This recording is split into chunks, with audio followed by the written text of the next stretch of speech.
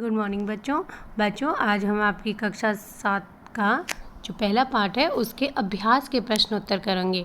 बच्चे बार बार कह रहे थे कि मैम हमें लघु उत्तरों के अलावा अभ्यास के प्रश्न भी करवा दीजिए, तो इसलिए अब हमने ये वीडियो बनाया है ताकि आप लोग अभ्यास के प्रश्न भी आराम से कर सकें। ठीक है, तो इसमें देखते हैं पहला क्वेश्चन है जीवों को खाद्य की आवश्यकता क्यों होती है। खाद्य का मतलब है बच्चों यहाँ पर भोजन। तो भोजन नहीं करेंगे हम तो आप लोग खुद सोचो कि आपके अंदर कितनी कमजोरी आ जाएगी, है ना। आपके शरीर को पोषक तत्व नहीं मिलेंगे तो आपका पोषण भी नहीं होगा और आपकी वृद्धि या विकास जो है वो भी रुक जाएगा, है ना।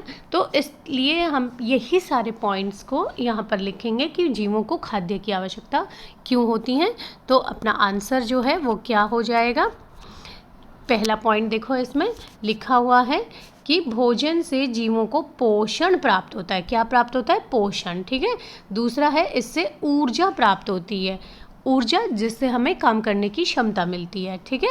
शरीर के विकास के लिए भी भोजन आवश्यक है और जीवों की कोशिकाओं एवं ऊतकों की टूट फूट की मरम्मत के लिए, जब हमारे जीवों मतलब कि हमारे शरीर में जो कोशिकाएं या हमारे ऊतक जो हैं वो टूट फूट जाते हैं, ठीक है, तो हमें उनकी मरम्मत के लिए भी खाद्य की आवश्यकता है।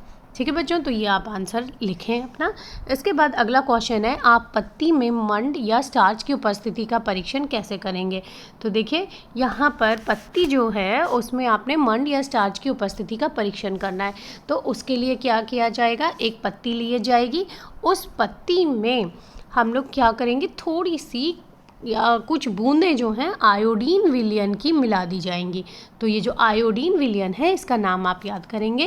ठीक है। आयोडीन विलयन के कारण क्या हो जाएगा, वह जो पत्ती है उसका जैसे हरा रंग होता है ना, वहाँ पर जहाँ आयोडीन का बूंद गिरेंगी वहाँ उसका नीला काला रंग हो जाएगा।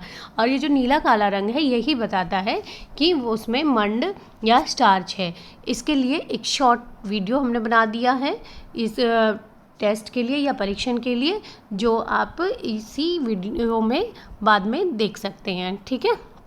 इसके बाद अगला क्वेश्चन है रिक्त स्थानों की पूर्ति कीजिए। तो रिक्त स्थानों में देखो सबसे पहला है क्योंकि हरे पादप अपना खाद्य स्वयं बनाते हैं तो इसलिए हम उन्हें क्या कहते हैं बच्चों, उनको कहा जाता है स्वपोषी। ठीक है। तो क्या कहा जाता है उनको, स्वपोषी। तो ये नाम आप याद रखेंगे, स्वपोषी। ठीक। इसके बाद आगे है अगला क्वेश्चन देख लेते हैं।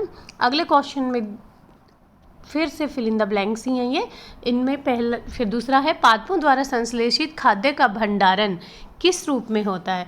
तो पादप जो होते हैं वह अपना भोजन किस प्रक्रिया से बनाते हैं बच्चों, प्रकाश संश्लेषण की प्रक्रिया से। तो प्रकाश संश्लेषण की प्रक्रिया में क्या बनता है, कार्बोहाइड्रेट बनता है ना। और वो कार्बोहाइड्रेट जो होता है वो किस रूप में होता है, मंड या स्टार्च के रूप में। किस रूप में होता है, मंड या स्टार्च के रूप में। ठीक है। तो ये इसी रूप में पत्तियां अपना भोजन भंडारित करती हैं। इसके बाद अगला क्वेश्चन प्रकाश संश्लेषण के प्रक्रम में जिस वर्णक द्वारा सौर ऊर्जा संग्रहित की जाती है उसे क्या कहा जाता है। तो उसे कहा जाता है क्लोरोफिल। ठीक है, उसे क्या कहा जाता है, क्लोरोफिल। तो आप ये नाम याद रखें, क्लोरोफिल। इसके बाद अगला क्वेश्चन है प्रकाश संश्लेषण में पादप वायुमंडल से कार्बन डाइऑक्साइड लेते हैं तथा ऑक्सीजन का उत्पादन करते हैं। ठीक है। तो ये आपने नाम याद रखना है कि जो प्रकाश संश्लेषण में वायुमंडल से पौधों ने क्या लिया है, कार्बन डाइऑक्साइड। कार्बन डाइऑक्साइड वो लेते हैं और छोड़ते क्या हैं, ऑक्सीजन। तो ऑक्सीजन का वहाँ उत्पादन होता है। ठीक है, ऑक्सीजन बनती है इसलिए उसको फिर वो छोड़ देते हैं। ठीक। इसके बाद अगला क्वेश्चन देख लेते हैं। अगले क्वेश्चन में दिया हुआ है निम्न कथनों से संबंध परिभाषिक शब्दों को बताना। आपने बताना है, यहाँ पे कुछ शब्द दिए हुए हैं एक लाइन के, उनके लिए एक आपने नाम बताना है। ठीक है। तो पहला जो दिया हुआ है वह पीत दुर्बल तने वाला परजीवी पादप। पीत मतलब पीला, इसका रंग थोड़ा हल्का पीला होता है। और ये परजीवी पादप हम लोगों ने पढ़े थे जो दूसरे परपोषी पे रहते हैं और उससे सारे पोषक तत्व प्राप्त करते हैं। तो इसमें नाम भी हम लोगों ने पढ़ा था अमरबेल, तो वही नाम यहाँ आ जाएगा। आंसर आपका क्या हो गया, अमरबेल। ठीक है। इसके बाद अगला क्वेश्चन देख लेते हैं। अगले में लिखा है एक पादप जिसमें स्वपोषण एवं विषम पोषण दोनों ही प्रणाली पाई जाती हैं। तो इसमें हम लोगों ने पढ़ा था घटपर्णी जो एक कीटभक्षी पौधा होता है। घटपर्णी कैसा पौधा है बच्चों, कीटभक्षी, जब ये पूरी तरह से अपना स्वपोषण करने में सक्षम नहीं होता है तो ये कीटों को भी खा लेता है। ठीक है, तो घटपर्णी दोनों तरह के पोषण प्रणालियाँ दर्शाता है। ठीक है, इसके बाद अगला क्वेश्चन है, वह रंध्र जिनसे गैसों का आदान प्रदान होता है पत्तियों में। तो हम लोगों ने प्रकाश संश्लेषण जब पढ़ा था तो उस वक्त आप लोगों ने देखा था पत्तियों में एक छिद्र होते हैं जिनको क्या कहा जाता है, रंध्र, और इन्हीं रंध्र के द्वारा गैस जो है पत्तियों से अंदर आती हैं और बाहर जाती हैं। ठीक है, तो इसके बाद अगला क्वेश्चन, वे रंध्र जिनके द्वारा ये हो गया है अपना पर्णरंध्र कहें या उन्हें, ठीक है, या केवल रंध्र कहते हो आप तो भी ठीक है। इसके बाद अगला क्वेश्चन है कि यहाँ पे 4 ऑप्शन दिए हुए हैं, इनमें से जो सही है उसको आपने चिन्हित करना है। तो पहला हो गया अमरबेल उदाहरण। अभी देखो हम लोगों ने थोड़ी देर पहले ही पढ़ा था, अमरबेल क्या है, एक परजीवी पौधा है। अमरबेल कैसा पौधा है, परजीवी पौधा है, तो इसका आंसर हो गया परजीवी। इसके बाद है अगला क्वेश्चन, कीटों को पकड़कर अपना आहार बनाने वाले पादपों का नाम बताना है। आपने कोई एक इसमें से चुनना है जो कीटों को पकड़कर अपना आहार बनाते हैं। अभी हमने पढ़ा घटपर्णी, तो वही यहाँ पर भी आंसर हो गया आपका घटपर्णी। ठीक है, इसके बाद आगे देखते हैं। आगे आपके ये मैच द कॉलम दिए हुए हैं बच्चों, आपने ये इसी तरह से अलग अलग मैच द कॉलम पहले क्वेश्चन में लिखने हैं और फिर उनके सामने ही उनका उत्तर लिखकर आपने आंसर में लिखना है। ठीक है, जैसे जो क्वेश्चन होता है उस क्वेश्चन में आपको इनके आंसर सामने नहीं दिए होते हैं। ठीक है, उसमें आपके सामने जैसे क्लोरोफिल है, ये आगे जीवाणु लिखा हुआ है, पर इसका सही आंसर क्या होता है, क्लोरोफिल हमें कहाँ मिलता है, पत्ती में।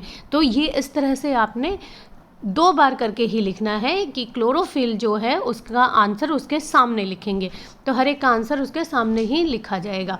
ठीक है, तो इसमें नाइट्रोजन जो है वह क्या होता है, नाइट्रोजन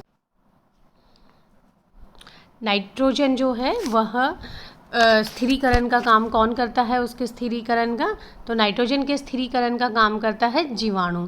ठीक है, तो यहाँ पर हमारा आंसर आ जाएगा जीवाणु।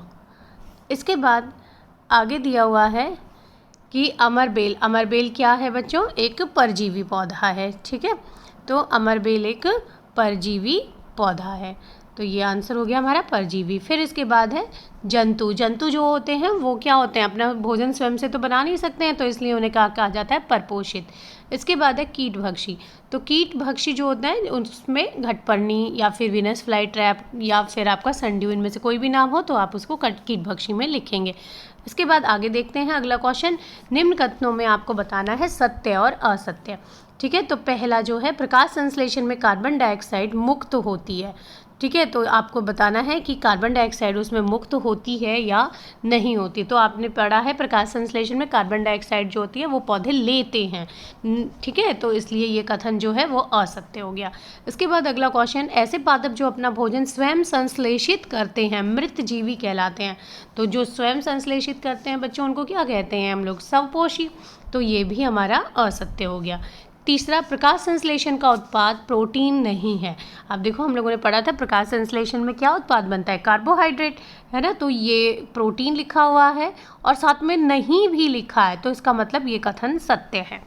ठीक है, तो इसके बाद अगला क्वेश्चन देखते हैं, प्रकाश संश्लेषण में सौर ऊर्जा का रासायनिक ऊर्जा में रूपांतरण हो जाता है।